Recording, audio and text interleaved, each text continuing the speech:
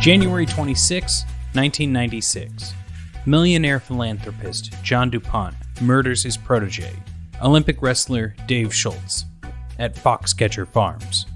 Later on in 2014, Steve Carell and Channing Tatum starred in Foxcatcher, a film which followed the events leading up to that horrific 1996 incident. It isn't uncommon for studio execs to greenlight films based on real-life events, and until recently, it was less common for fictional events to manifest into a gullible person's believable reality.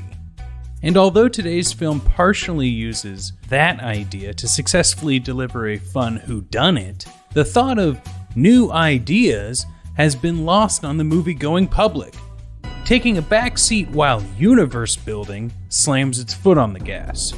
On today's film, we see a community of people terrorized by phone calls and questions. Most of these questions are about what horror films the recipient enjoys and yada yada yada the call-ins and murder. Now, what's new in the idea of today's meta movie is that all the fictional horror film tropes of the past get flipped on their ghost-faced heads. We see Neve Campbell as our scream queen who does very little screaming. In fact, she does much more ass-kicking. Her friends can kick ass too, but not all of them survive. But in the end, we see that there's much more to this story than ass-kicking and art imitating. It's peer pressure and the failing of the home that are far bigger factors in what pushes a fictional character over the edge. It's also important to remember that director Wes Craven and writer Kevin Williamson had caveats throughout the entire series, and it started with the first one.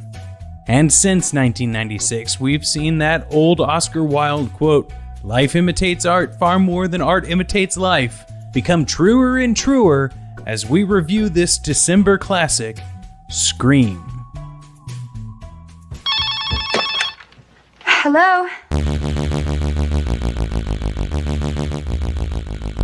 Welcome to Pumpkin Spice Podcast. It's a seasonal treat where horror and comedy meet. I'm Rob Schulte. I'm Brittany. Hi. Brittany, this is our official reboot. That's right. Last year we tested it out. That was the beta reboot. Yes. And that was Children of the Corn, not too long ago. No, don't remind me. I know, too many movies. Too many movies. They started making movies while we were doing the series. It was incredibly tough. But here in Los Angeles, where I am today, yes, we're changing everything about the show. What? Well, no, it's the same show. Start at the beginning. Anyway, we had to do a lot of prep sessions. Did we? Well, was I present? You brought me to a place where we talked about the podcast. It was very secret. Yeah. I had to walk in through a garage. Mm-hmm. And then I realized that Los Angeles is pretty much just things that pretend to be something else. Yeah, that's right. You entered the bar through a refrigerator. I don't know what happened on the other side. It was like Narnia. Because it wasn't the land that we were around beforehand. No, it was like a 70s basement. AstroTurf and everything. That was fun. And then we did another one of those. Yeah, we sure did. We sure did. But not before this is riveting, though. I know, but we went. I don't understand these places. And the whole time there's like a third person in the room, and like we can hear him breathing. We haven't acknowledged his presence. Okay, let's introduce our guest, which is new to this podcast. He's a host of many podcasts that people enjoy, like The Greatest Generation, Friendly Fire, and The Greatest Discovery. Also, Let's Drink About It. It's our friend Ben Harrison. Hi, guys. Hi, Ben. I thought I was doing a good job keeping my breathing to a dull roar. Brittany just likes to make it feel really great. Yeah, I'm sweating. You two went to Good Time at Davy Wayne. We did.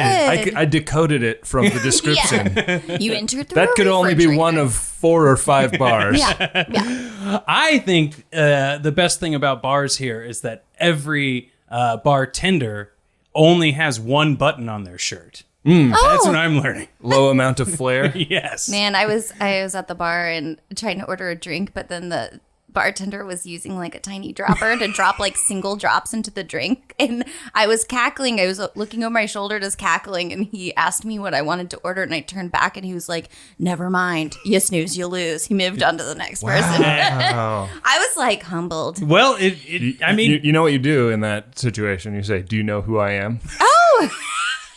Yeah. No more pointing us out in bars. But Ben, you're a cocktailman. I do enjoy a nice cocktail. Is that bitters, or do you think it's their secret flair? It could be bitters, could be... There's other things it could be. Okay. Could be anything. We're not here to talk about drinks, though. We're here to talk about scary movies. Yeah. 'Tis the season. It is. Brittany hates scary movies. No, It doesn't. I say that. Hate's a strong word. True. Clutching a pillow, screaming, and saying, "I'm not going to do this anymore. I can't do this anymore." Oh, you picked the wrong podcast topic. Which is why it's so fun to have her on the show. Yeah. Ben, you have a lot of experience in film. A little bit, yeah. This was the first time I'd seen this film. I don't know. Am I supposed to say that yet? No, you can't. We watch Scream. This is the Scream series each to new listeners. Every time Pumpkin Spice Latte season rolls around, we do a series of scary movies. Yeah. Pumpkin Spice Podcast. That's right. And so we watched Scream, Wes Craven, Kevin Williamson's 90s classic. And Ben, what is your relationship with horror films? I am not a big-time horrorman. I have watched many of the classics of the genre, but this is the first time I'd seen this particular entry. Interesting. My wife is not crazy about being scared by movies, so it's like it's tough to make the case for it. And then because it's also like not usually the top of my list for movie night, I'm not like riding hard for like let's put a slasher flick in the DVD player. Totally. I love them, but I cannot watch them if my partner is home. So it's all about strategic planning of the movies for me. They're your pork chop movies. Yes, they are my pork chop movie. To name something from one of my podcasts that I know you a also are involved with. Yeah. Brittany, What? let's give him a reminder. What? You clutch pillows, What? but it's not the worst thing in the world, or is this podcast always grating? Well, no, it's not always. I like the really campy ones. I like when it's like, oh, it's so gory, but it's like bad. But this was like, I really was. I was feeling the female perspective of being like scared and brutality towards women and just be like, you know what I mean? And they're like screaming in their faces and stuff. I was feeling that. Yep. Yeah. There's a lot to unpack. And I was like, dare I say it was not enjoyable to feel that way. But by the end I was like, no, but that was good.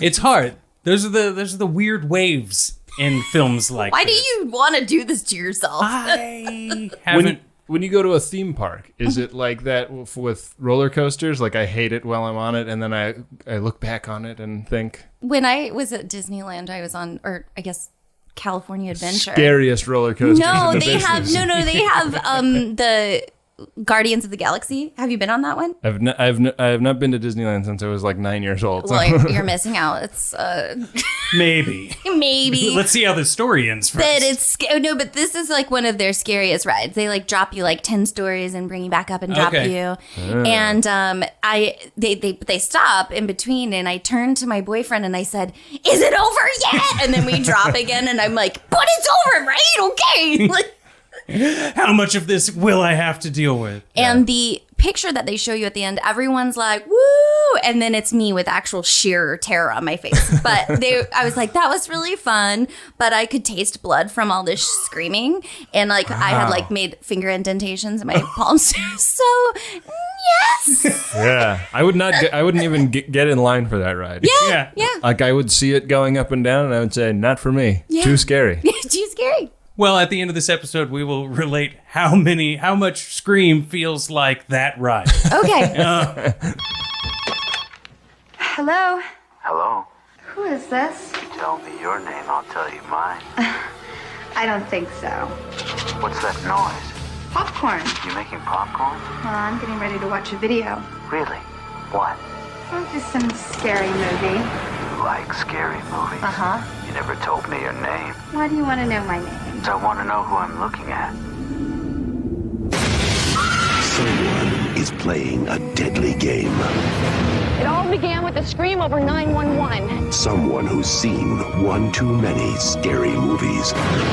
Now he's taken his love of fear Hello? Hello, Sydney. one step too far. Do you like scary movies? What's the point? They're all the same. Some stupid killer stalking some big-breasted girl who can't act, who's always running up the stairs when she should be going out the front door. It's insulting. There are certain rules that one must abide by in order to successfully survive a scary movie. Number one, you can never have sex. Never, ever, ever, under any circumstances, say, I'll be right back. Because you won't be back. Get another beer, you want one? Yeah, sure. I'll be right back. He didn't make the rules. Police are always on track. If they watch prom night, it's safe time. He just kills by them. Don't answer the phone.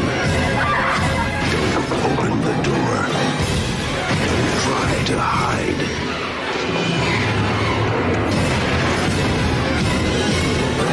Everybody's a suspect! Not scared, are you? Scream.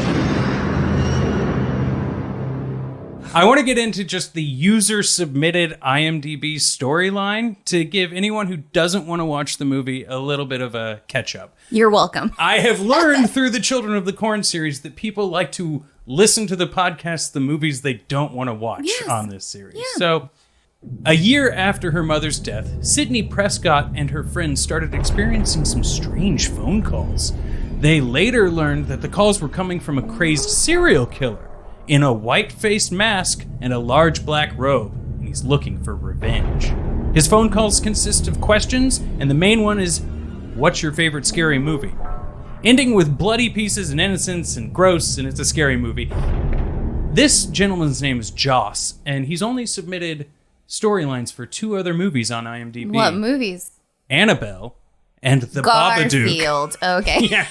Cool. I just like that out of all 3 movies he's decided, or he's compelled to write storylines Is for. Annabelle also a scary movie? I've never heard of that. They're both scary movies, but Annabelle and The Babadook are within the last couple of years, I believe. Whereas I find that like when I get a bad review on one of my podcasts and I click the person's name, it's always like really interesting to see the other 3 things that they also got really fired up about. That's true. I did that once, and ours was a bad review. This was a show before we worked together. Okay. And Phew. we don't get them now. Yeah, Brittany has never gotten a bad review. That's right. That's right. And then all other bad reviews were for iPhone video games. And it's like, we really stood out. Yeah. Let's just chat a little bit about this. What environment did we watch? Were we streaming this on Netflix? Were we phoning it? Yeah, you told me that it was going to be available for free on Prime, but I apparently missed the window for that because I watched it today, like right before I came over. So I was like well-lit living room with my dog on the couch next to me. Guarding you. Yeah, I was contemplating doing it last night on my iPad in bed, but forgot. That's also scarier. Yeah. How about you, Britt?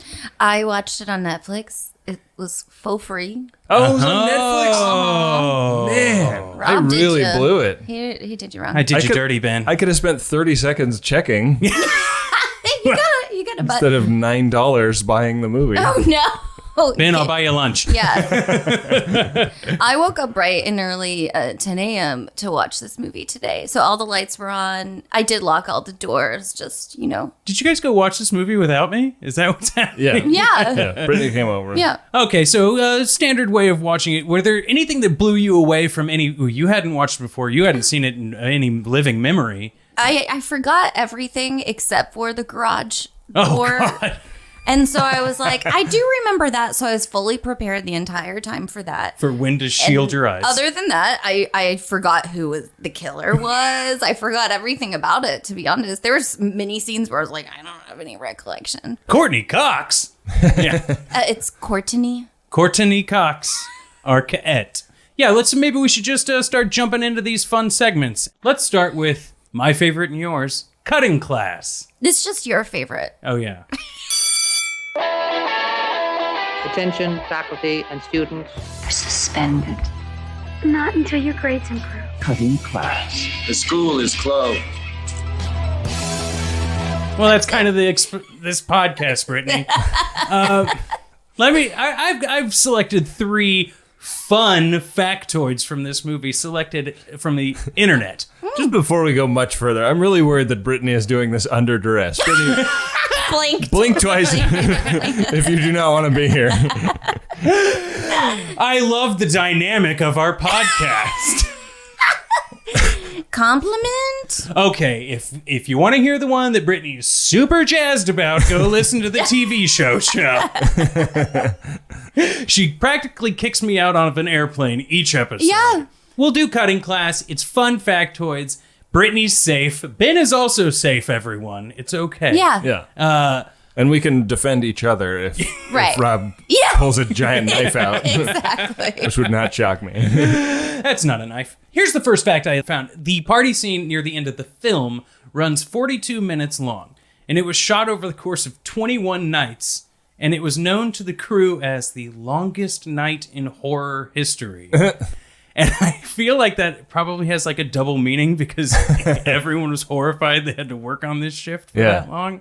Ben, have you ever had any really long either podcast recordings or retakes or? Well, night shoots are always brutal when you're working on a film, and usually you use the entire night in the same way that like you use the entire day if you're shooting outside during the daytime. Like you show up at dawn and set up and shoot all, like film productions are all about like maximizing the amount of time you have. So it basically means you're working the graveyard shift, and you're not like somebody that necessarily signed up for that. Yeah. It is what it is. It's a nightmare. Waking nightmare. Yeah, it's really tough. Brittany, did you ever work any night jobs? I don't think so. No. I turn into a pumpkin after 10:30. My only experience is working at bars at night, and that is horrifying in a whole different way. Mm-hmm. Yeah, but at a bar, at least like you're closing at like 2 a.m. or whatever. True. Like when it's like 2 a.m. and it's like lunch break. Oh, God. No. In college, I worked on a student film, and we were shooting in a diner in Manhattan that closed at like 10 p.m. and opened at 6 a.m. And we loaded in, shot, and loaded out in that window. Wow. And it was nuts. God, I had to do a short film at a bar that the only time we could fit in was the 4 a.m. to like noon hour before like someone would come in and clean the bar and stuff. And that one was a local film, but like really professional staff around the whole time. And then I found out afterwards that they were like, oh yeah, we're the crew of Breaking Bad, and we're doing this as a friend gesture to our guy that used to like go to school here. And I was like, oh my God. But never saw the film. And I don't know if it ever got made. Weird. Yeah. Let's go on to the next fun little fact about this. The high school, and this, I'm going to preface this, that like a lot of people give Wes Craven a lot of like accolades. They love his horror movies and stuff. The high school scenes that were supposed to be shot at Santa Rosa High School in California. However, close to shooting date, the school board read the script and denied them the ability to shoot there. And Wes Craven put in the credits at the end of the movie a special thanks section that said, no thanks whatsoever to the Santa Rosa City School District Governing Board. I love that. Wow, that really stuck it to him. Very petty. It's like, I showed them and their students. That's good. Oh, I mean, I like that level of pettiness. Come on, life's too short. Life's too short. And No fun, thanks not be petty. at all. That's usually not how people use the term life's too short. No, I need to get, if I'm going to be petty, I need to get the good ones in. Yes, yes. Ones that are going to be living. Maximize my time on Earth with being super petty. Yes. It reminds me of Wrath of Khan. Oh, yeah. Oh, yeah. They left his name out of the credits. Yeah, Judson Scott. I guess his agent wanted his name to be in the opening credits and made it like, you put it in the opening credits or you don't put it in, and Paramount called his bluff. Like, okay. Yeah. I guess we don't have to add any more text. Right. Final fact, Henry Winkler, the Fonz, plays the... I think of him as the acting teacher from Barry. Also true. His jacket, though, from Happy Days, is in his closet in his office. So when he like opens the door and like puts the mask on and is like goofing around on it, the actual Fonz jacket is there now. Is Henry Winkler the keeper of that jacket? Or did they have to like rent it from someone. Well, I'm also wondering if like that just becomes the story that we're like, we put a leather jacket in there. Right. It's the Fonz. Yeah. We'll just tell him it's that. So that's fun. I loved seeing him in there, and I thought he was a good red herring as a villain. He was supposed to be a red herring? Well, he's got the scissors he's throwing in those kids' faces and stuff. Yeah, and anytime you see somebody that's like really recognizable in a kind of marginal role in a horror film, you can often pick that guy out as a bad guy. Well, like when Stephen Colbert is on Law and Order or something, he's got more to deal with the story than the bystander. Oh, that's all they gave him to do. He's just the principal. And he gets killed. Yeah. Okay, moving on to our next segment. Death Becomes Her. Oh. Now a warning. Live forever. He's dead. They think I'm dead. You are, but you're not. Now he's dead. He's dead! Everybody's dead. Death becomes her. It's really unique deaths. Kind of a morbid subject, but so are the films themselves. I have one. TV to the head. Electrocuted to death. Is that Stu killed by Sydney? Yeah. She's like, see you in hell, bitch. Or no, she doesn't say that. She says something. Yeah. That's what you would say. Sorry, I was projecting. She said something, a one-liner, like, see you on TV. No, she didn't say that either. Welcome to prime time? Yes.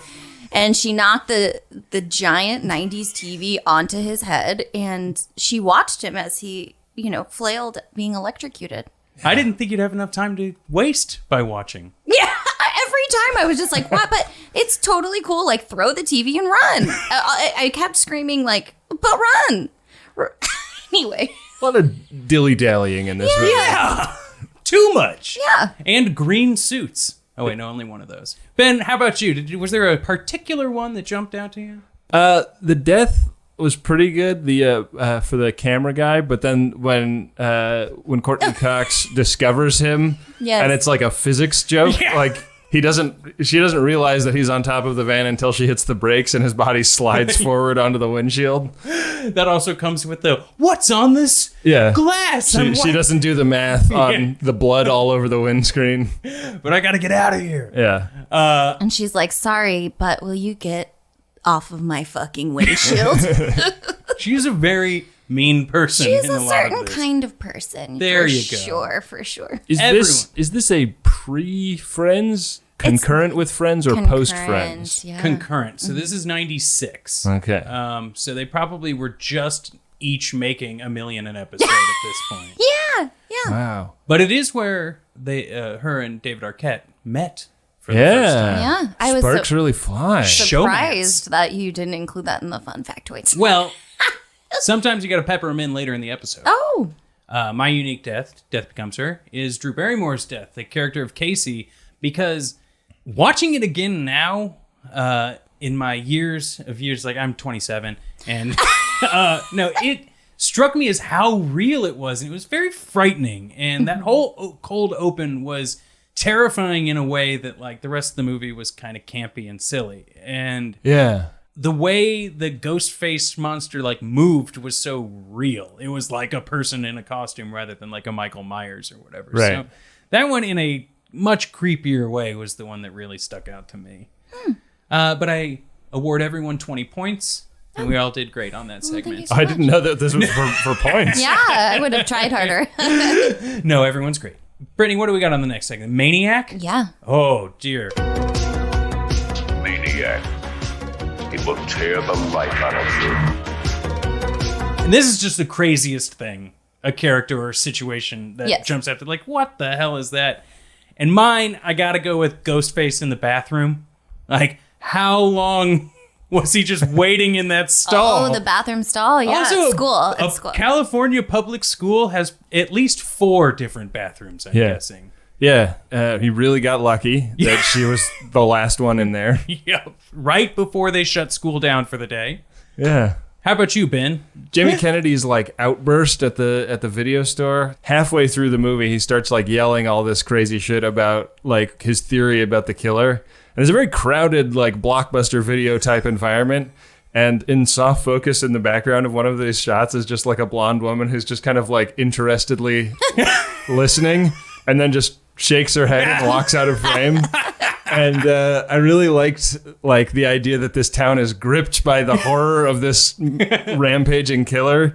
And she's listening to a man have like either a break or like admit to the crime. Yeah. Like, you know, she doesn't know anything at this point, but she's like, I'm going to hear this guy out for, no, I'm not going to hear this guy out. Good. I'm out of here. On that note, this movie does have a weird lore that it like almost feels like a sequel because of all the stuff that happened to Neve Campbell's mom. Right. That like, it's like a tiny little universe of horror. So like this lady's response to like, oh yeah, well, this shit happens all the time. I don't know. We can go see if there's some bugles over at the snack counter.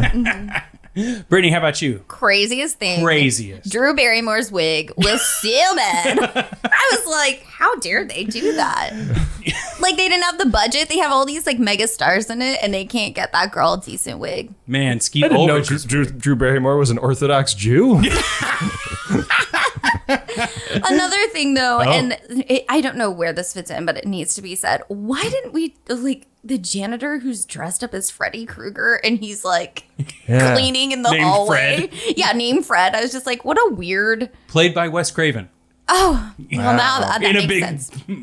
big Leo DiCaprio mustache. Yes. But I don't know. A lot of those things are fun, but there was so many like winks and nods at like horror and our director and our writer. I mean, it was written by Kevin Williamson, who created Dawson's Creek. Right. And I think that's a thing he likes, is just like, But it wasn't even It was like, this is a guy who looks exactly like Freddy Krueger. He's called Fred.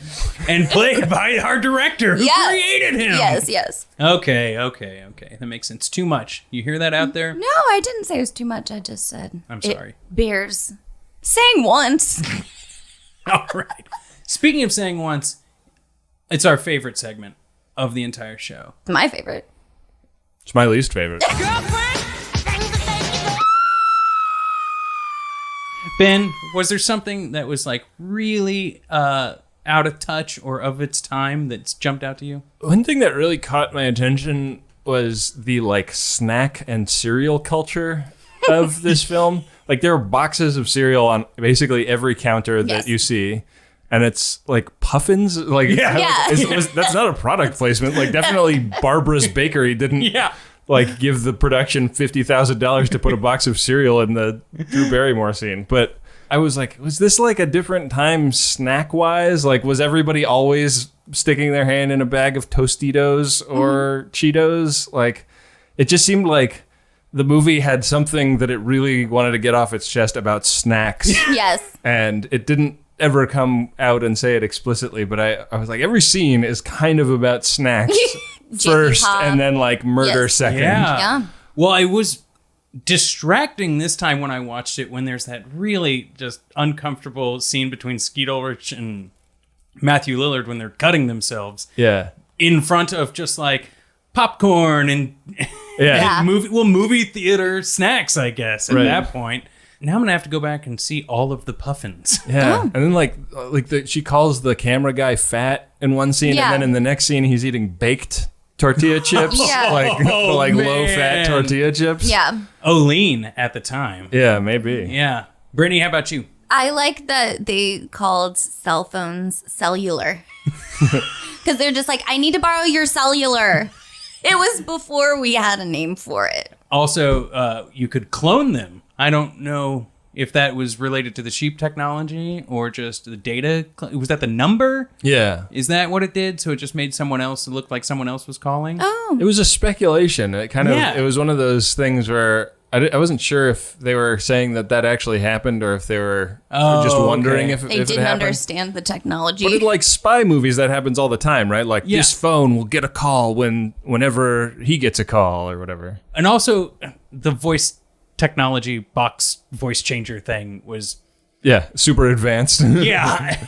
For a thing that looked like it came from Radio Shack. Yeah. He's on the phone holding the thing in front of his mouth and the phone in front of it. Your mouth is still 2 inches from the phone. Exactly. It's like, sounds like there might be two people talking right now. Yeah.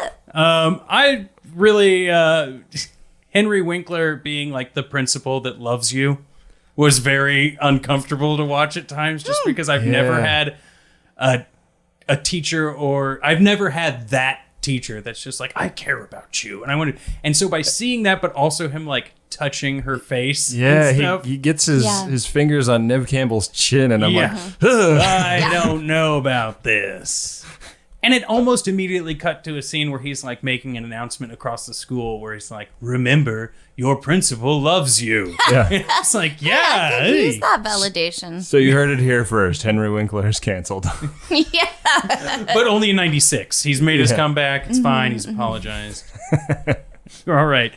This gets us to one of our final segments, and it's The Thing. Can anybody hear me? We found something quite remarkable. We found something.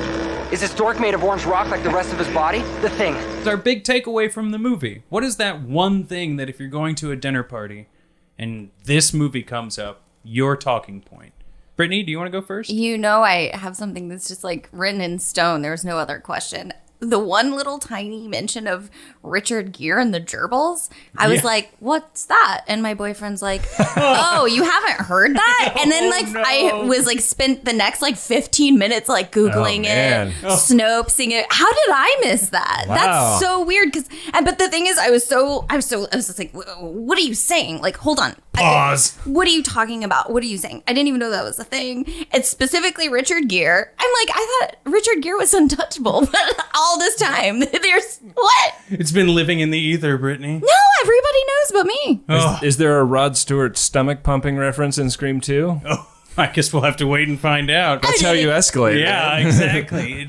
Funny thing about Scream 2, and we'll get to it later, but it was made within a year of releasing this film. Wow. So it might have been rushed a bit. I feel like I have seen Scream 2, but not this. That's the Jerry O'Connell one. I don't know who that is. Is this the one where Courtney Cox has really bad hair? That's 3. Oh, gosh. Okay. Well, anyway. She has kind of like proto, let me speak to your manager hair. In this Yes. And it only gets more managerial, but far be it from me to say anything. Anywho, my thing about this was something that I hinted at earlier. The killer in a lot of scenes was very real, or human, I guess I should say. The scene at the beginning where he's falling as he's chasing her and then grabbing Drew Barrymore, that was frightening. But when Sidney would kick his ass and he would just actually fall and hurt himself, that was crazy. Yeah. But then the scene in the garage where Rose McGowan is throwing beer bottles that explode on him. Yeah. He's doing pratfalls. It was that is my big take. As serious and scary as it is, it's like a human being, not a weird monster. Yeah. And a teenager at that. Real gangly killer. Yeah. And Matthew Lillard. Yeah. And Skeet Ulrich. And both of them. Which, by the way, this falls under fun factoids, but that's Jughead's dad on Riverdale. It is. Really? Skeet Ulrich. A man so attractive, they named Cum after him. I actually tried to go back and figure out which one was which in the scenes. Oh, do you think that they actually play the killer in those? I don't think that they actually were in the costume, but I think story-wise it was written to be. Yeah, because one's pretty noticeably taller. Yeah, and it was kind of fun, but it does definitely put Stu in the bathroom because Skeet Ulrich was in jail. And it's you really just sat in that bathroom for hours. Yeah. Did you think that the movie tried to imply that the police chief was the killer at one point? At one point, yeah, because they show his boots. Yeah. And when I was young, I very much was I've got it. Yeah. I got it. Yeah. I mean, that's kind of a great thing about the movie is how many logical pathways it illuminates with all the talk of other horror films and tricks you into thinking that you're one step ahead of it when really it's 2 steps ahead of you. And it's a pretty damn good whodunit. Yeah. And whodunits are fun. This one just happens to have some extremely graphic moments in it. I was really surprised, having not watched this film, at the way it was lit, because that cold open you talked about is really creepy and it's super shadowy and moody, and then the rest of the movie is it is lit like a comedy, a teen. It's lit like Dawson's Creek, Absolutely. And even the party, it's never dark and spooky. Yeah, and you get that fisheye lens that also to me it shook the mood when they're watching the TV or the view from the TV. Yeah. It really made me feel like I was in a Busta Rhymes music video, which took me out a little bit, but definitely in that same idea of lighting. It's like, this doesn't always feel like horror. Yeah. Even though I'm screaming internally, waiting for the shoe to drop. You've got like feathers near you from the pillow you've been destroying. We like to rate movies, but we change it each episode. Ben, we thought we'd offer you the chance to say how we would rate this one. Oh, man. Are you looking for an object to rate it on? Or? It really can be any way that you like, but in the past we have... How about this? Okay. Would you stab this movie? Ooh. Would you shoot this movie? No. Or would you fuck this movie? Brittany, would you like to go first? Sure. I would stab it for sure. Oh, for sure. Stab. Because you could do it more than once to make sure it's dead? Yeah. There's something a little satisfying about a nice stab. Oh, okay. Something we learn each episode. And I only tasted a little blood in my throat after this one. And you just want to feel it. Yeah. I'm really worried about you, actually. Me too. I'm sorry, we can quit. No. I'd shoot it mainly because I could be at a distance, and I don't like confrontation, so I think that would probably be best for me. How about you, Ben? I think this movie is very fuckable. Yeah. Everyone is beautiful. Yeah. Not a bad-looking person in this movie. Even like the skeevy dork that works at the video store is pretty attractive. Yeah. I do love hot people. Yeah. It's hard not to, you know? Yeah. And it's like it's a vintage of hot that is like very powerful to me because it's like what hot was when I started to like come online as a grown-up. I categorize it as Eve 6 hot. A subsection of 311 hot. Yeah. Oh, okay. Little sneak preview to Scream 2. When there's a movie about the events of this movie that people are watching, Skeet Ulrich's character is played by Luke Wilson. Wow. With that haircut. What? It's great. Wait, in Scream 2? Yep. He didn't come back for the sequel? No, it's in the movie movie. about. Oh, Yeah. wow. Wow. That's all I'm giving you. You haven't seen it yet, so get ready. And then is Skeet Ulrich in like a bellhop uniform in the background? Yeah, mopping the floor. Paging Mr. Herman. A girl can dream. Okay, let's just read what Scream 2 is about, and then we'll say our thanks. So Scream 2. 2 years after the first series of murders, as Sydney acclimates to college life, someone donning the Ghostface costume begins a new string of killings. Ben, thanks for being on Pumpkin Spice Podcast. Thanks for having me. This was a hoot. This has been a real great. Enjoyable experience. Yeah? Yeah. Brittany's been clutching a pillow the whole time we've been recording as well.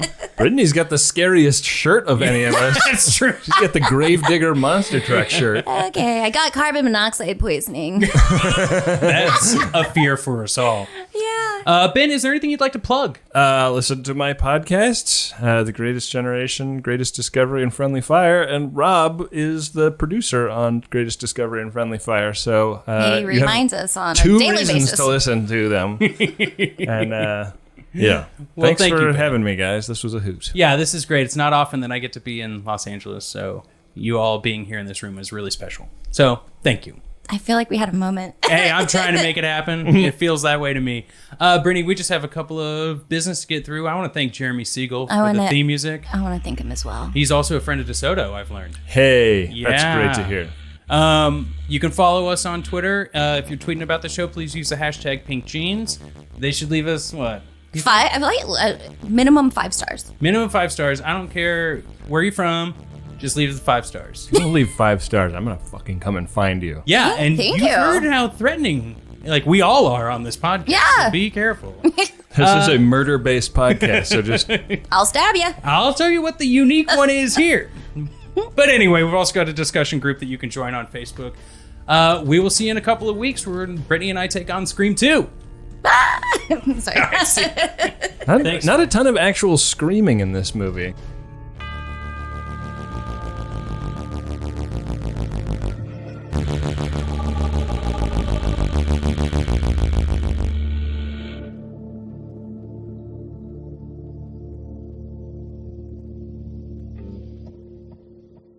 What's the name of the actor that works at the video store?